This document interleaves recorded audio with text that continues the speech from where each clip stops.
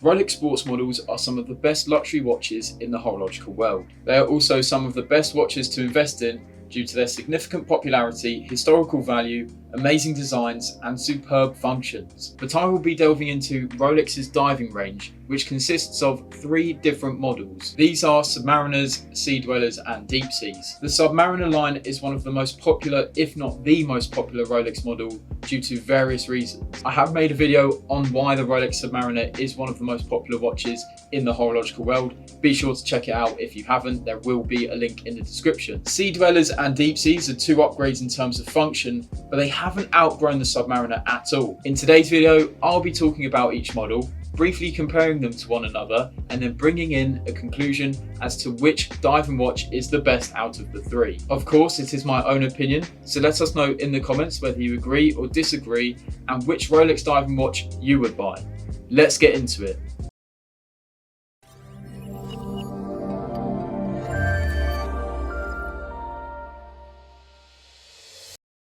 Let's begin this by starting off with the Submariner, as they were released the earliest out of the 3 diving watches. The first ever Submariner is said to be released in 1953, reference 6204, yet there remains some uncertainty and conspiracy over the Submariner's first release. A reason why many, including us, thought there would be a new Submariner model released at this year's Watches and Wonders. But let's not go on a tangent and get back to the aim of this video. The Submariner was the first diver's wristwatch to be waterproof to a depth of 100 meters, which is 330 feet. Since then, the Submariner has evolved, with more recent models now waterproof to a depth of 300 meters, equivalent to 1,000 feet. The Submariner's main features include the graduated rotatable bezel, the chromolite display, and a trip-lock winding crown. The rotatable bezel includes small edges to allow grip when underwater, and the fact that the bezel is rotatable means there is flexibility when setting a dive time. The chromolite display is a blue lume that is only part of Rolex sports models. This is because their purpose and function aligns with extreme sports, like the Explorer 2, which is for mountain climbing or cave exploring. The chromolite will show when one is in a dark environment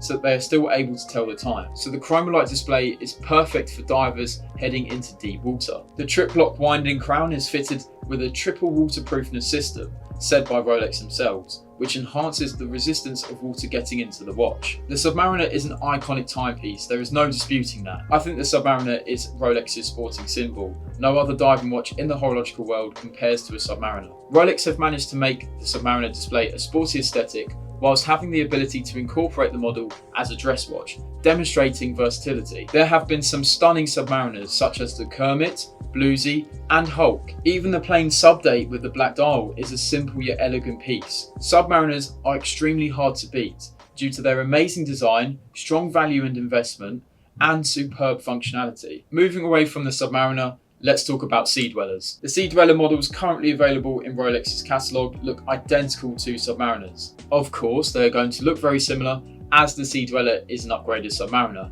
Having said that, is the Sea Dweller that much of an upgrade?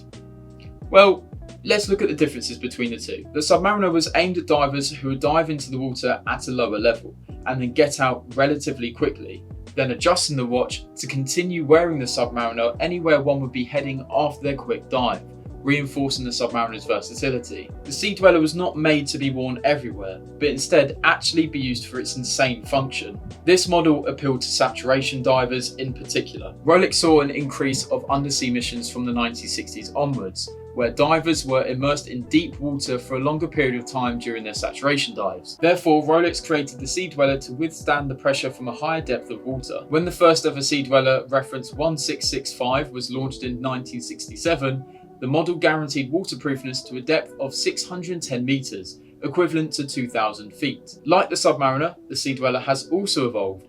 This was from 1978 onwards to the present day.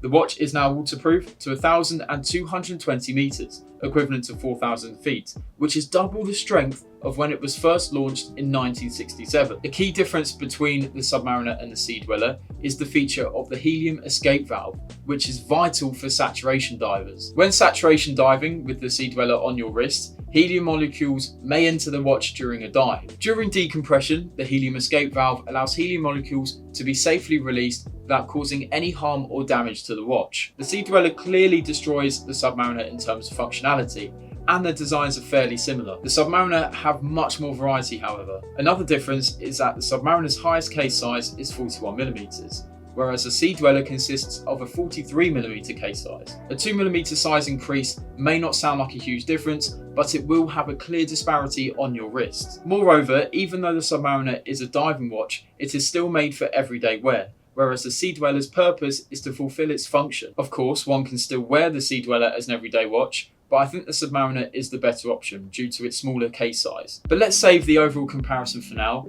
and move on to the final diving watch, which is the Deep Sea. The Deep Sea is an upgrade on the Sea Dweller, which may have seemed difficult considering the Sea Dweller's crazy adjustments and upgrades from the Submariner. The Deep Sea can withstand a higher pressure of deep water in comparison to the Sea Dweller. This is a depth of 3,900 meters, equivalent to 12,800 feet, which is over triple the amount a Sea Dweller can withstand. The ring lock system is broken down into 3 parts: the scratch-proof 5.5mm thick sapphire crystal, a highly resistant compression ring made out of nitrogen alloyed steel, and a case back in Rolex titanium, all held in place by a screw down ring. The ring lock system is responsible for the overall increase in size of the Deep Sea, but its purpose is important as it is intended to reduce the stress that is placed on the case. The very strong function part of the Deep Sea, meaning it has the best functionality out of the 3 diving watches. But are the functions that important when wanting to buy a watch? The answer is no. People will buy a watch for the simple factor of how it looks on their wrist, the majority of the time. Even if you wanted to buy a watch for investment purposes, you still have to consider the customers who are going to buy that watch, which is why the Deep Sea isn't a popular model, and one I think is a bit unnecessary in Rolex's catalogue if I'm being honest. The James Cameron Deep Sea is a cool model, the dial looks very nice, it's fairly affordable, and I can see slight investment, albeit not a lot. But the Deep Sea that was released this year is awful. I understand there is a watch out there for everyone. I can definitely see the appeal for the yellow gold Deep Sea, but it's not for me, and I think others would agree. For me, due to the lack of variety and design of the Deep Sea, I think it is the worst out of the 3 diving watches, despite having an extremely insane function. As mentioned, no one uses a Rolex watch's function, other than the fact that it's waterproof and you can tell the time in the dark, which you can also do with the Submariner and Sea Dweller. The Sea Dweller isn't any different from the Deep Sea, but it's 1mm smaller in size and the case isn't as thick. Also, the models are quite nice, but there isn't much variety. Personally, and I think many others would agree, that the Submariner is the best watch in almost every category over the Sea Dweller and Deep Sea. Yes, the Submariner's function isn't as strong as the Sea Dweller or Deep Sea, but the strong variety and stunning models and excellent versatility in how you want to wear the watch is where the Submariner wins it. Realistically, no one is going to wear a Rolex watch in deep water at extremely high pressure. The Submariner is a very iconic timepiece that has paved the way for the Sea Dweller and Deep Sea. That is all for today's video. I hope you have enjoyed this one. Remember to comment down below which model you think wins out of the 3 diving watches. Also, subscribe to the channel and like this video, as your support is always massively appreciated. And why not turn on notifications so that you do not miss a video. Thanks for watching, and I shall see you next time.